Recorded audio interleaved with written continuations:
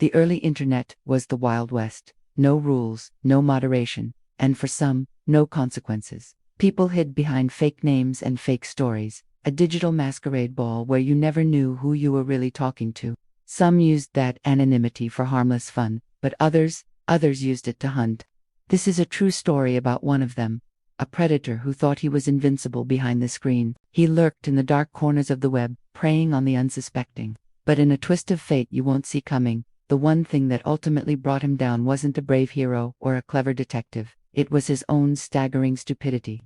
Stick around to find out how his downfall became a legendary tale of internet justice. In 1999, the internet was a completely different world. Chat rooms were a wild frontier, totally anonymous. There were no accounts, no email verification, no digital footprints to follow. You just typed a nickname, and boom, you existed. It was exhilarating, a taste of true digital freedom. I was a teenager then, and like so many others, I dove headfirst into this strange new landscape. My nickname was my identity, my shield, my passport to a world beyond my small town.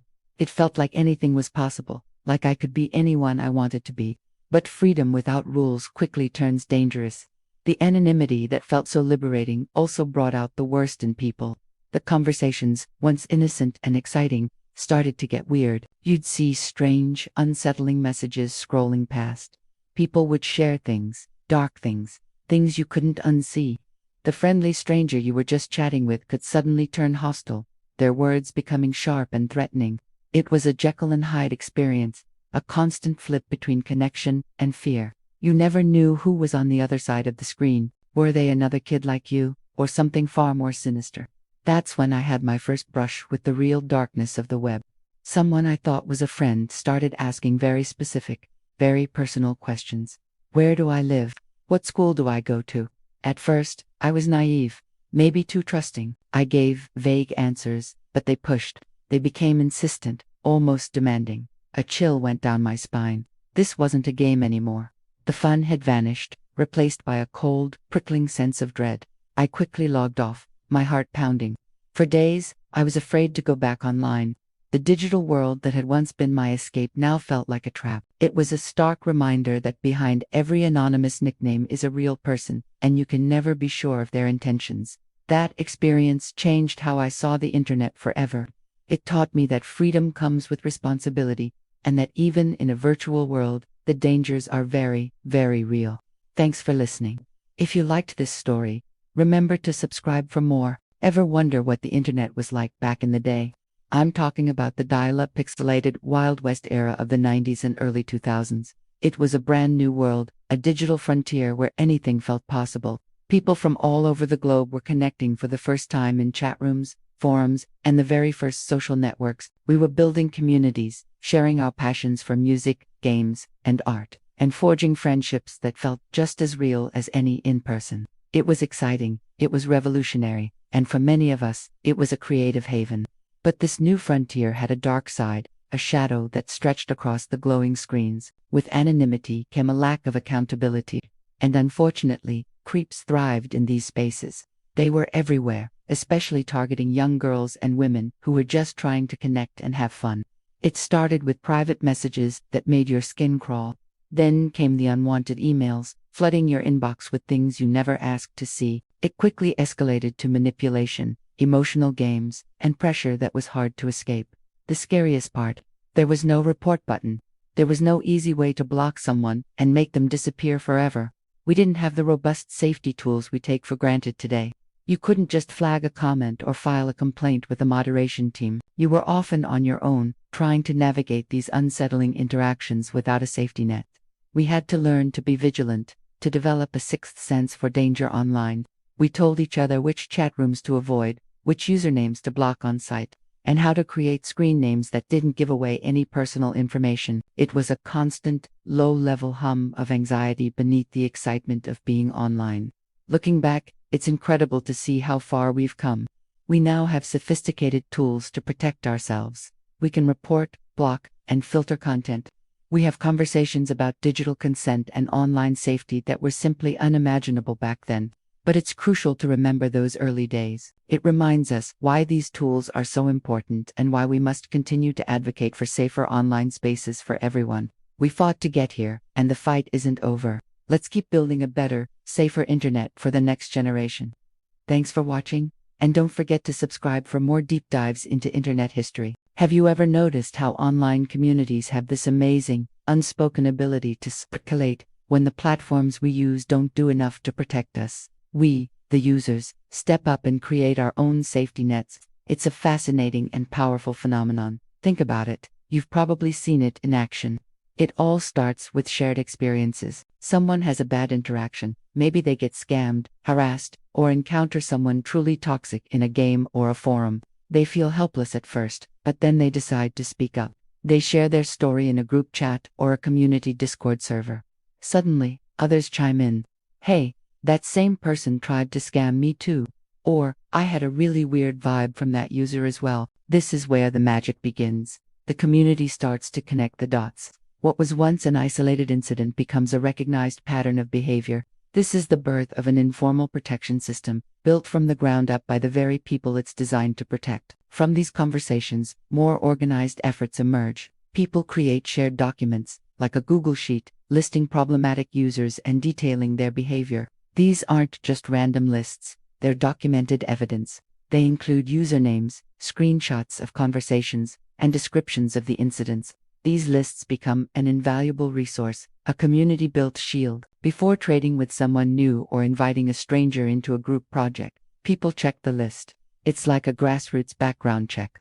Then you have the more public-facing warnings.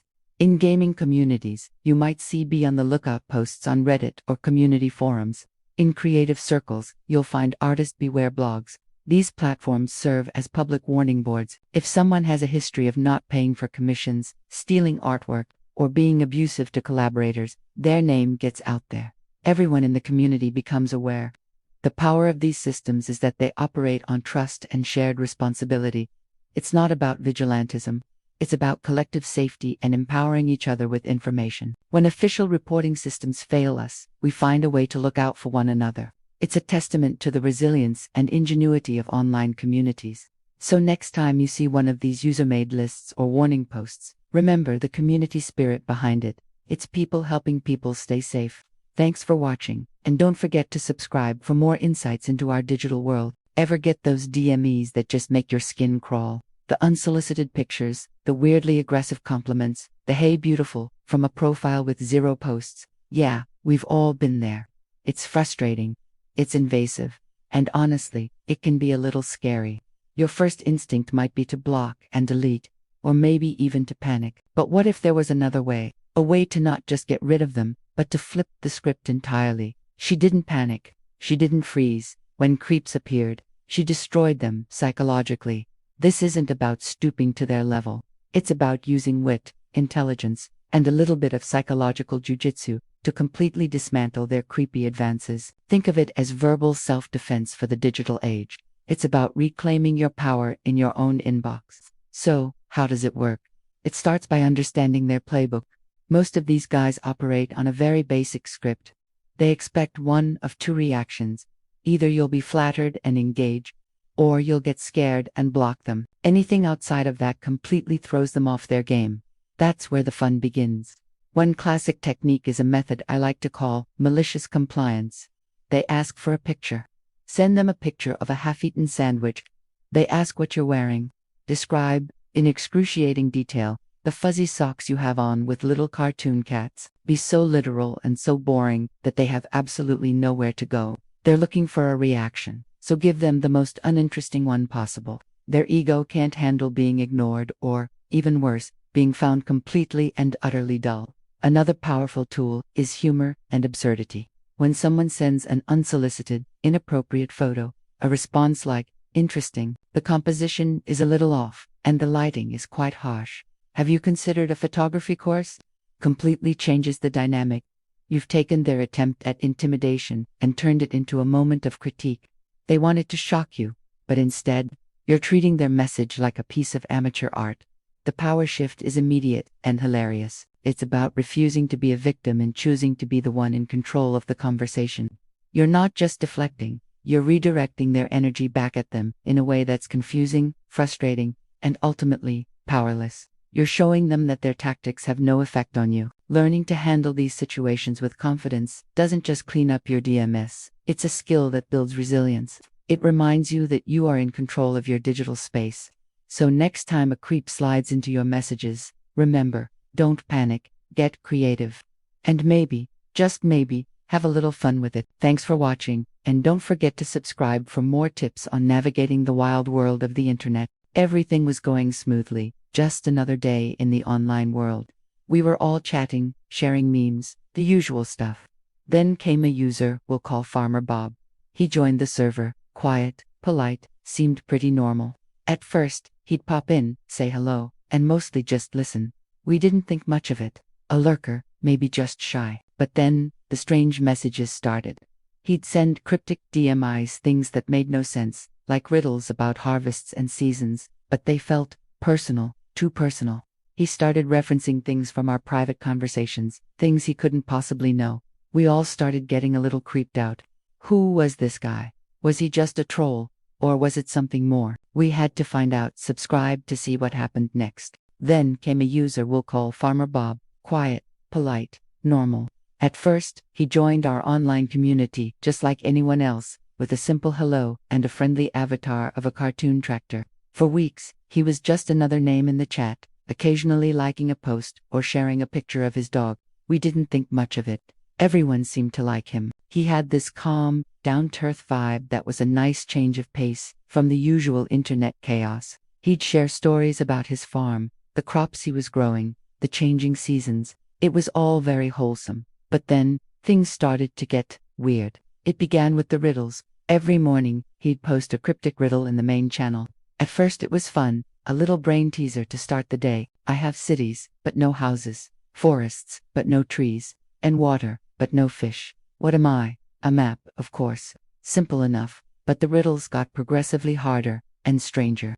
They started referencing obscure historical events and complex scientific theories. People were spending hours trying to solve them, and Farmer Bob would just reply with a single smiling emoji when someone finally got it right. The real shift happened when he started the experiments. He announced he was conducting a social study within our community.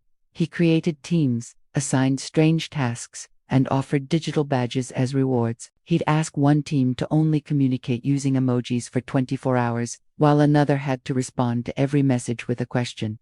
It was bizarre, but people went along with it. We were all swept up in the mystery of Farmer Bob. Was he a professor? A game developer? A genius? Or was this all just a very elaborate, very strange joke? The community became his digital petri dish, and we were all just waiting to see what he would do next. The quiet farmer had become the enigmatic puppet master of our little online world, and honestly, we were hooked. What do you think his next move was? Let me know in the comments, and don't forget to subscribe for part 2. Hey, have you ever caught your partner doing something shady, and your first instinct is just pure rage? You want to block them, delete everything, and pretend they never existed. Yeah, I've been there. But let me tell you, sometimes the most satisfying revenge isn't cutting them off. It's letting them think they're getting away with it. So, instead of banning him immediately when I found out, we decided to play a different game. We decided to expose him, completely. We gathered the receipts, took the screenshots, and planned the perfect moment to reveal everything. Trust me, the look on his face was worth every second of waiting. Want to know how we did it? Stick around for the full story, because it gets so much better. You won't want to miss this. Make sure you're subscribed so you get the next part of this crazy ride. She created a new account, something innocent sounding like Daisy Meadow 123. She wanted to see if she could pull it off, to relive that feeling of being a complete beginner. She pretended to be new, naive, curious, asking questions in the global chat that everyone already knew the answers to. How do I plant seeds again? Or where's the best place to find iron? It was a fun little experiment, a way to see the world through fresh eyes. But she underestimated the veterans, especially Farmer Bob. He'd been playing since day one. He noticed instantly. It wasn't just the questions. It was the way she moved, the efficiency in her actions, the subtle optimization in her farm layout. He sent her a private message. It just said, "Nice try, veteran. Welcome back to the fields." She couldn't help but smile. You can't fool a true farmer. Thanks for watching. and don't forget to subscribe. Have you ever met someone and just felt off? Not in a creepy way, but like something fundamental was missing behind their eyes. It's a weird, unsettling feeling, and it's one my girlfriend couldn't shake. It started with small things. He'd tell a story about his childhood, and an hour later, tell the same story but with completely different details. Not just minor tweaks, but fundamental changes. One minute his dad was a pilot, the next he was a fisherman. It was confusing, but she brushed it off as him being a bad storyteller. Then came the typing. She worked from home, and he'd sometimes be on his laptop nearby. She started noticing these long, awkward pauses while he was typing. Not the normal pauses you take to think, but like he was struggling to form a basic sentence. It was like watching someone try to solve a simple math problem and getting stuck on 2 plus 2. He wasn't just a slow typer. It seemed like the basic logic of language was escaping him. He'd stare at the screen, his fingers hovering over the keys, completely lost. She tried to talk to him about it, gently. "Hey, you seem to be struggling a bit there. Everything okay?" He'd get defensive, angry even, and slam the laptop shut. The excuses were always flimsy. "The keyboard is broken, the internet is slow, I'm just tired." But the pattern was undeniable. He couldn't follow simple instructions. If she asked him to grab 3 items from the grocery store, he'd come back with 1, or 5, or something completely different. He'd get lost, driving in their own neighborhood, a place he'd lived in for months. It wasn't just forgetfulness. It was a profound lack of basic reasoning. It was as if his brain couldn't connect cause and effect. One day, he tried to fix a leaky faucet. Instead of turning off the water main, he just started unscrewing pipes. Water, of course, sprayed everywhere. He just stood there, soaked and bewildered, as if the concept of water pressure was alien magic. That was the turning point. She saw the blank look in his eyes, the utter confusion at a completely predictable outcome. It wasn't that he was quirky or forgetful. He lacked the fundamental ability to think through consequences. He couldn't connect his actions to their results. And that's when the terrifying realization hit her. This wasn't just incompetence. It was dangerous. He was dangerously stupid. Someone who can't predict the outcome of their own actions is a liability. It's a quiet kind of danger, one that doesn't announce itself with a threat, but with a series of small, illogical, and potentially catastrophic mistakes. She knew then she had to get away. What about you? Have you ever encountered someone whose lack of common sense was genuinely scary? Let me know in the comments below. Thanks for watching, and don't forget to subscribe for more stories. Ever feel like your life is just one big, predictable routine? Wake up, work, sleep, repeat. Well, a woman named Emily felt exactly that. Her days were a blur of spreadsheets and lukewarm coffee. One evening, out of sheer boredom, she decided to shake things up. She logged on to an online farming forum, a digital space usually filled with talk about crop yields and weather patterns. But Emily wasn't there to discuss soil pH. She wanted a reaction, a spark, anything to break the monotony.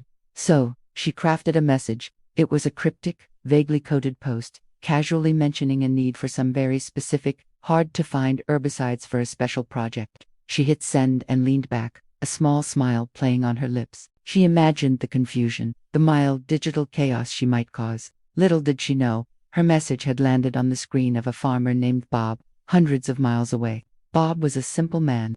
He loved his land, his prize-winning pumpkins, and the quiet life. He was scrolling through the forum, looking for tips on dealing with aphids, when Emily's post popped up. His eyes widened. Special herbicides, hard to find. His heart started to pound. He had no idea what she was really talking about, but the words sounded expensive, high-tech, and way out of his league. He started frantically typing a reply. "I'm sorry, miss," he wrote, "but those sound like some very costly chemicals. I'm just a small-time farmer. I can't afford anything like that. Have you tried the agricultural coop? Maybe they have what you need." He was genuinely panicked.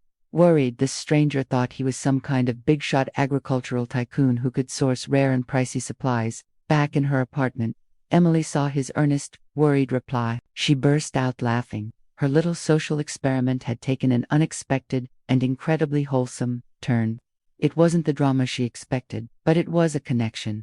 A moment of human misunderstanding that was far more interesting than any spreadsheet. Sometimes, the most memorable moments come from the most unexpected places. Thanks for watching, and don't forget to subscribe for more stories. Have you ever heard something so absurd, so out of left field, that you just had to stop and think? Someone I know once told their friend that mixing baking soda with sugar could give you the same rush as well. Other things. We all thought he'd laugh, brush it off as a ridiculous joke, but he didn't. He just looked at her, and his silence was heavy. It was a moment that turned a silly, made-up story into something much more real. It made us realize that sometimes the people who seem the strongest are the ones quietly searching for an escape.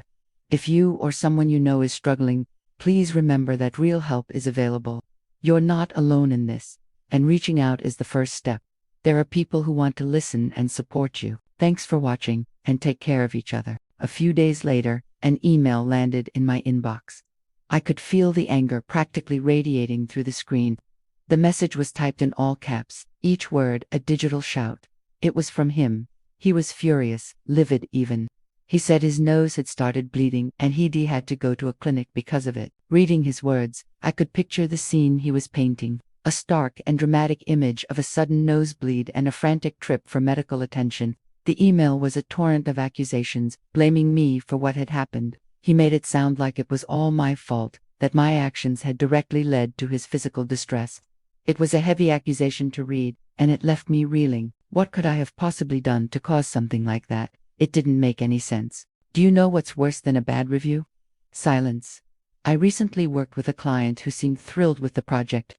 We had great communication, hit all the deadlines, and the final delivery was exactly what they asked for. I sent over the final files. They said, "Looks great, thanks." And I sent the invoice. After that, nothing. No messages, no complaints. He just vanished. Weeks went by. I sent a polite follow-up, then another. Still, absolute radio silence. It's the most bizarre feeling. It's not a fight. It's not a dispute. It's just a ghost. Has this ever happened to you? Let me know in the comments what you would do in this situation. It's got me completely stumped. Thanks for watching, and don't forget to subscribe for more freelance stories. The early internet was dangerous, a wild west of strange websites, anonymous chat rooms, and a lot less accountability than we have today. But sometimes, the worst people destroy themselves, and this creep learned his lesson without anyone laying a hand on him. It all started in a small, tight-knit online community for pet lovers. People shared photos of their cats, dogs, and hamsters, offered advice, and generally just enjoyed each other's company. It was a wholesome corner of the internet, but one day, a new member joined. Let's call him Alex. At first, Alex seemed normal. He posted a few pictures of a cute puppy he claimed was his and joined in on conversations. But soon, things started to get weird. He began sending private messages to some of the female members. The messages were uncomfortable, overly familiar, a little too personal, and they just gave people a bad feeling. When they politely told him to back off, he'd get aggressive, sending insulting and creepy replies. The community moderators were alerted, and they warned him. He'd apologize, behave for a day or two, and then start right back up with someone else. The final straw came when he started harvesting photos of members' pets from the forum and reposting them on other sites, claiming they were his. He even created a fake rescue website using their pictures to solicit donations. He wasn't just a creep. He was a scammer, exploiting people's love for animals. The community was furious. They reported the website, but it was a slow process. They felt helpless. But here's where the story takes a turn. Alex got sloppy. He got arrogant. In one of his scam posts, trying to sound legitimate, he mentioned the specific, small town he was supposedly rescuing animals in. He also used the same unique username he used on a dozen other forums for his local car club, his town's community board, even a fantasy football league with his real-life coworkers. He thought he was anonymous, but he left a trail of digital breadcrumbs a mile long. A few tech-savvy members of the pet forum put two and two together. They didn't threaten him. They didn't contact him. They simply gathered all the evidence, the creepy messages, the scam website, and the links to his other profiles. Then, they sent a polite, anonymous email, not to him, but to his boss, with a link to the Fantasy Football League, where he and his coworkers were all members. The email simply said, "You should know what your employee is doing online in his spare time," and included all the proof. We don't know exactly what happened next, but within a week, all of Alex's online profiles vanished. The fake rescue site was taken down. He disappeared from the internet as quickly as he had appeared. He got what he deserved, not through revenge, but through his own foolishness. The internet's memory is long, and sometimes, justice is just a few clicks away. Thanks for watching. If you enjoyed this story, be sure to like and subscribe for more. See you next time.